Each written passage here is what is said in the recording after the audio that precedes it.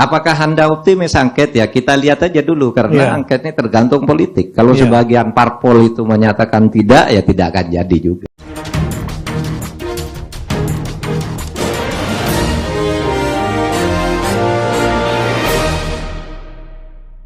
Selamat pagi para netizen dimanapun kita berada, salam inspirasi bagi kita semua ya. Mahfud MD mengatakan hak angket pemilu tinggal tunggu masa sidang DPR. Top begitu kan ya. Ini mulai ada gertakan begitu kan ya. Artinya apa? Artinya benar-benar terjadi hak angket.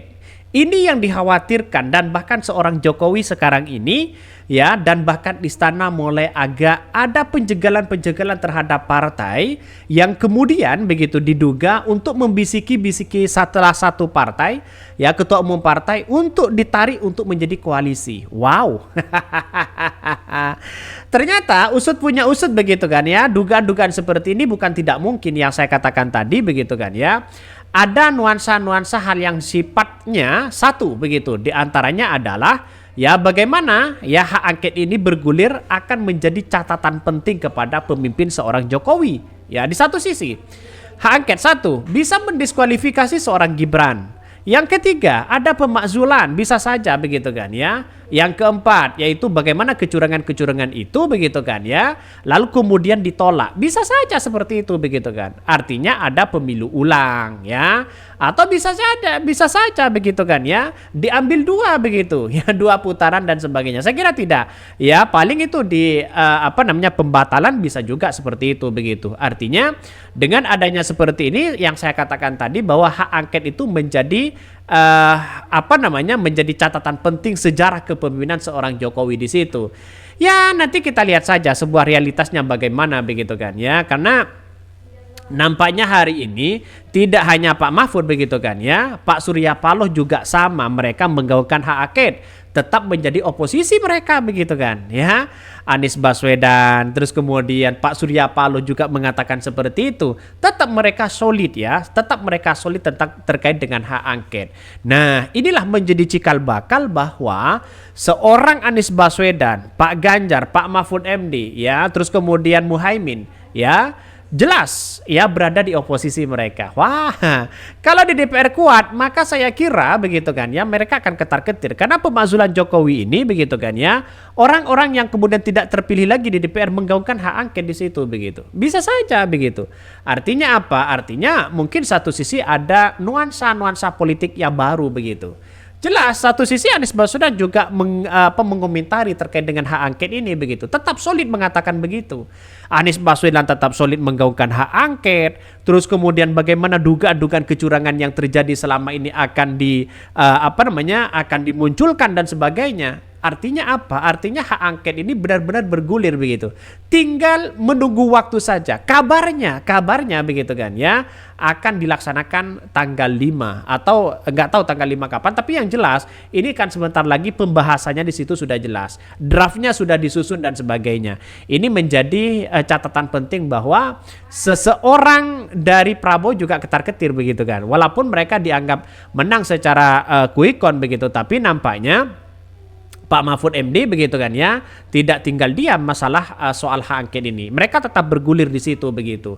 Maka saya katakan sejak awal hak angket itu benar-benar menjadi efektif untuk mencari ya dugaan-dugaan kecurangan yang selama ini ada. Jadi kalau memang ada dugaan-dugaan ya silahkan, karena begitu banyak mulai dari PPK, mulai dari pengawas, mulai dari saksi, begitu banyak cerita bahwa ada dugaan-dugaan yang korupsi dan dugaan-dugaan ya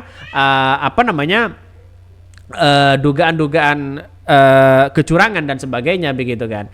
Jadi tunggu saja nanti begitu kan bagaimana ya dari hak angket ini. Salah satu utama begitu dari apa yang kemudian dilakukan ya. Bahkan satu sisi draft dari hak angket ini dari 01 sudah selengkap. Dari 03 juga lengkap mereka begitu kan.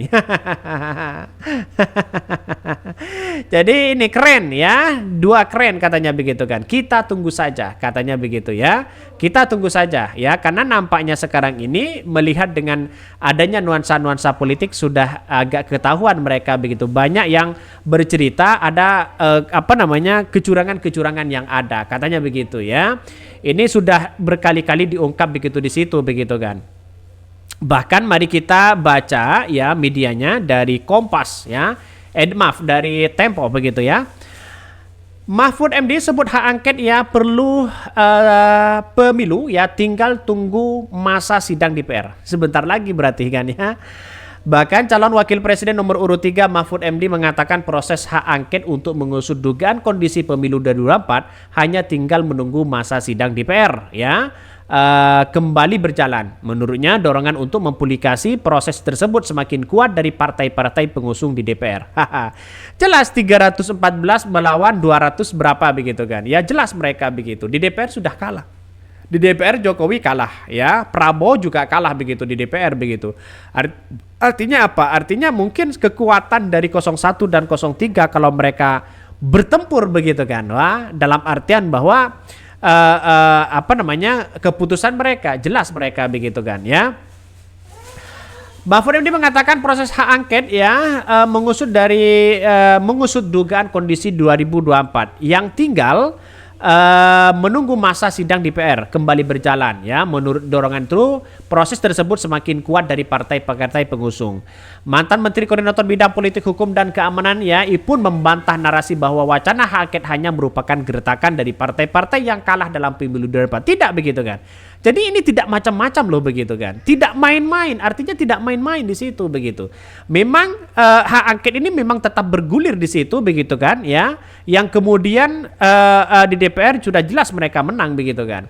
Diketahui wacana menggulirkan hak angket saat ini sedang dipertimbangkan oleh partai-partai yang mengusung pasangan Anies Baswedan dan Muhyiddin Iskandar serta para peserta pengusung pasangan Ganjar Pranowo Mahfud MD.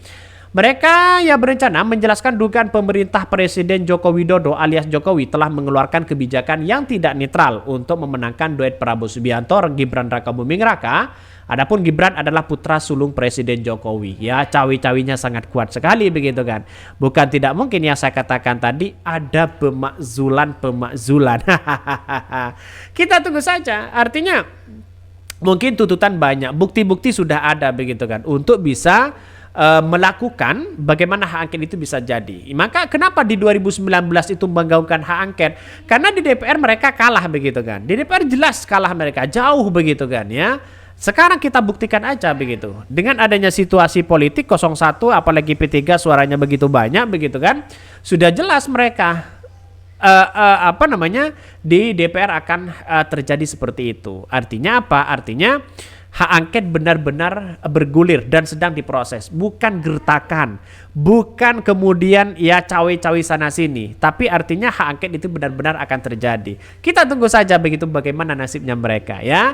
Tapi mulai dari Pak Mahfud itu sudah bisa saja menjadi di belakang DPR untuk bisa merevisi ini, merevisi itu, celah ini, celah itu begitu kan. Karena semuanya Pak Profesor Mahfud tahu begitu bagaimana ya DPR selama ini. Hak angket yang diinginkan bagaimana begitu kan. Oke, mungkin itu yang kami sampaikan ya. Tonton terus channel Hodari Podcast Rakyat ini karena ada berita-berita menarik dan viral setiap harinya. Salam para netizen, salam inspirasi bagi kita semua. Jangan lupa di subscribe di YouTube Hodari Podcast Rakyat ini.